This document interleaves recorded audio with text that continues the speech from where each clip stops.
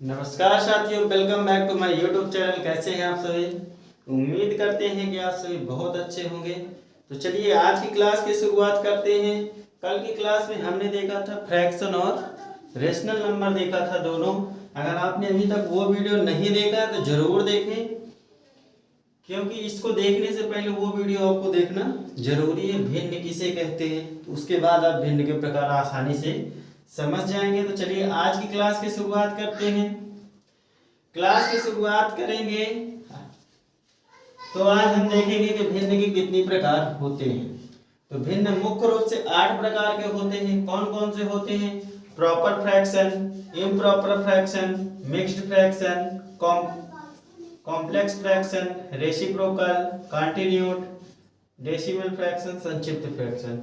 ये टोटल 8 प्रकार के फ्रैक्शन होते हैं, जिनको हम एकदम आसान भाषा से इनका निचोड़ निकाल के पढ़ेंगे। आप वीडियो में लास्ट तक जरूर बने रहे। एक एक हम उसको उठाएंगे, एक एक भिन्न से हम शुरू करते हैं। तो नंबर 1 हमारा होगा क्या? स्लाइड नंबर 1 में हम देखेंगे अपना उचित भिन्न। देखेंगे कि उचित भिन्न किसे कहते हैं। तो आपको स्क्रीन पे लिखा हुआ दिखाई देगा, इसकी परिभाषा किसे कहते हैं? ऐसी भिन्न जिसका हर अंश से बड़ा हो उसे हम क्या कहते हैं? क्या कहता है यहाँ पे कि ऐसी भिन्न जिसका हर क्या हो? बड़ा हो। क्या हो? बड़ा हो। किससे? अंश से। तो उसे हम क्या कहेंगे? उसे हम प्रॉपर फ्रैक्शन कहेंगे। एग्जाम्पल से समझते हैं कैसे। जैसे यहाँ पे 6/7 लिखा हुआ है, तो यहाँ हम देखते हैं कि जो ये हर का मान है ये बड़ा है किससे? अंश से। अतः ये क्या होगी? ये होगी हमारी उचित भिन्न। नंबर 2 में हम देखते हैं जैसे 3/7 लिखा हुआ है, यहाँ हर में 7 लिखा हुआ है और अंश में 3 लिखा हुआ है, तो यानी कि हर बड़ा है, तो ये भी हमारी क्या हो जाएगी? उचित भिन्न हो जाएगी। अब आप कमेंट बॉक्स में जरूर बताइएगा कि क्या ये और ये है उचित भिन्न है या नहीं। आप कमेंट बॉक्स में जरूर बताइएगा। थोड़ा सा तबीयत खराब है, जिसकी वजह से वीडियो में रौनकता नहीं आ रही आज। ठीक है, आप कमेंट में जरूर करिएगा। बढ़ते हैं अगले भिन्न की तरफ नेक्स्ट स्लाइड में। चलिए, तो नेक्स्ट स्लाइड में हम नंबर 2 में देखते हैं हमारी क्या है? अनुचित भिन्न है, जिसको इम्प्रॉपर फ्रैक्शन बोलते हैं। इसके बारे में देखते हैं क्या सीन बनता है। तो इसको हम भी फिर लिख दिए क्या? अंश बटे हर में लिख दिए। अब इसी के जस्ट जो उचित भिन्न की परिभाषा थी, इसी का जस्ट उल्टा हो जाएगा अनुचित भिन्न की परिभाषा। उसमें हमने हर को देखा था बड़ा, लेकिन यहाँ पे हम क्या देखेंगे? अंश क्या हो? बड़ा हो, या दोनों पक्ष क्या हो? बराबर हो, तो वो भिन्न क्या होगी? अनुचित भिन्न होगी। आपको स्क्रीन पे लिखा हुआ दोनों परिभाषाएं दिखेगी कि ऐसे भिन्न जिसका अंश हर से बड़ा हो, या ऐसे भिन्न जिसके अंश और हर दोनों बराबर हों, उसे हम क्या कहते हैं? अनुचित भिन्न कहते हैं। अभी बच्चों ना आया होगा समझ में, एग्जाम्पल से समझेंगे तो जरूर आएगा समझ में। देखते हैं क्या कह रहा है। यहाँ 3/2 लिखा हुआ है, तो यहाँ देख रहे हैं कि अंश बड़ा है हर से, यानी कि यह क्या होगा? जब अंश बड़ा हो हर से तो वह अनुचित भिन्न होती है। फिर ऐसे लिखा हुआ है, यहाँ लिखा हुआ है 8/3 लिखा हुआ है, तो यहाँ पे जो ये अंश है ये बड़ा है हर से, तो ये भी हमारी क्या होगी? अनुचित भिन्न होगी। दूसरी परिभाषा यहाँ जैसे यहाँ लिखा 3/3, यानी अंश और हर दोनों बराबर हैं, तो ये क्या होगा? ये भी अनुचित भिन्न होगी। यहाँ पे लिखा है 8/8, यानी अंश और हर दोनों बराबर हैं, तो निश्चित रूप से यह भी क्या होगी? हमारी अनुचित भिन्न होगी। आप सभी कमेंट बॉक्स में बताएंगे कि 7/5, 6/7 और 3/3 कौन सी भिन्न है इनमें? ये कौन सी है, ये कौन सी है और ये कौन सी है? आप सभी कमेंट बॉक्स में जरूर बताएंगे। चलते हैं हम तीसरे टाइप की तरफ नेक्स्ट स्लाइड में। चलिए इस स्लाइड में हम देखते हैं कि मिश्र भिन्न किसे कहते हैं, मिक्स्ड फ्रैक्शन किसे कहते हैं। स्क्रीन पे आपको लिखा हुआ दिख गया होगा। तो ऐसी भिन्न जैसे ये हमारी क्या हो गई, भिन्न हो गई जिसमें पूर्णांक जुड़ा हो, यानी कि यहाँ पे कोई भी संख्या हम जोड़ दें तो यहाँ पे जैसे ये पूर्णांक जुड़ गया तो ये हमारी क्या बन गई, मिश्र भिन्न। तो उसकी परिभाषा क्या बनी, ऐसी भिन्न जिसमें पूर्णांक जुड़ा हो, ऐसी भिन्न जिसमें पूर्णांक जुड़ा हो उसे ही हम क्या कहते हैं, मिश्र भिन्न कहते हैं। तो यहाँ पे जैसे लिख दिया गया 3 सही 4 1/2, ये भी हमारी मिश्र भिन्न है। यहाँ पे लिख दिया गया 4 सही 5/3, ये भी हमारी मिश्र भिन्न है। 3 सही 2/5, ये भी हमारी क्या हुई, मिश्र भिन्न हुई। इसकी भी एकदम नॉर्मल परिभाषा थी। ये क्वेश्चन नवोदय में पूछता है कि 4 भिन्न ऑप्शन में दे देगा, उसमें से पूछ लेगा कि उचित भिन्न बताइए।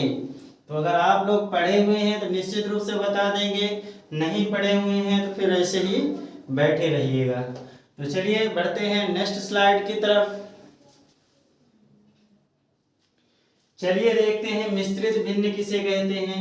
तो ऐसी भिन्न जिसके अंश में हम क्या लिख दें, पूरी भिन्न लिख दें। अब पूरे के बटे में अगर कोई संख्या लिख दें तो वह हमारी क्या कहलाई, मिश्रित भिन्न कहलाई। या ऐसी भिन्न जिसके अंश में केवल एक कोई अंक लिख दें और नीचे उसमें कोई भी भिन्न लिख दें, वह भी हमारी क्या कहलाएगी, मिश्रित भिन्न कहलाएगी। या अगर अंश में भी हम पूरी एक भिन्न लिख दी, एक भिन्न हुई, पूरे के बटे में हर में भी हमने एक भिन्न लिख दिया तो ये भी हमारी क्या कहलाएगी, मिश्रित भिन्न कहलाएगी। तो इसकी परिभाषा क्या बनी बच्चों कि ऐसी संख्या, ऐसी भिन्न जिसके अंश में कोई भिन्न या हर में भी कोई भिन्न या कि अंश और हर दोनों में भिन्न लिखी हो उसे ही हम क्या कहते हैं, मिश्रित भिन्न कहते हैं। निश्चित रूप से आपकी समझ में आ गया होगा। तो सीधे बढ़ते हैं अब अगले टाइप की तरफ नेक्स्ट स्लाइड में। इस स्लाइड में हम देखते हैं व्युत्क्रम भिन्न है, इसी को हम क्या बोलते हैं, रेसिप्रोकल फ्रैक्शन बोलते हैं। तो चलिए इसमें हम देखते हैं क्या सीन बनता है। तो इसका सीन ये बनता है, इसकी परिभाषा ये बनती है कि ऐसी भिन्न जिसके अंश और हर को आपस में बदल दिया जाता है उसे ही हम क्या कहते हैं, व्युत्क्रम भिन्न कहते हैं। कहने का मतलब जैसे यहाँ पे 3/5 लिखा हुआ है तो इसके अंश को हम हर में लिख दें और इसके हर को हम अंश में लिख दें तो यही हमारी क्या बनेगी, व्युत्क्रम भिन्न बनेगी। फिर से देखते हैं अगले क्वेश्चन को करके। 6/7 लिखा हुआ है तो इसको हम अंश को हम हर की जगह लिख दें और हर को अंश की जगह लिख दें तो वही हमारी क्या बन गई, व्युत्क्रम भिन्न बन गई। जैसे यहाँ पे लिखा हुआ 3/6, कहने का मतलब इसी को हम पलट दें, उल्टा कर दें, उसी को हम क्या कहेंगे, व्युत्क्रम भिन्न कहेंगे। निश्चित रूप से सभी बच्चों के समझ में आ गया होगा कि ऐसी भिन्न जिसके अंश और हर को आपस में बदल दिया जाता है उसे ही हम क्या कहते हैं, व्युत्क्रम भिन्न कहते हैं। तो बढ़ते हैं अगले स्लाइड की तरफ। इस स्लाइड में हम देखते हैं कि वितत भिन्न किसे कहते हैं, इसी का दूसरा नाम सतत भिन्न है।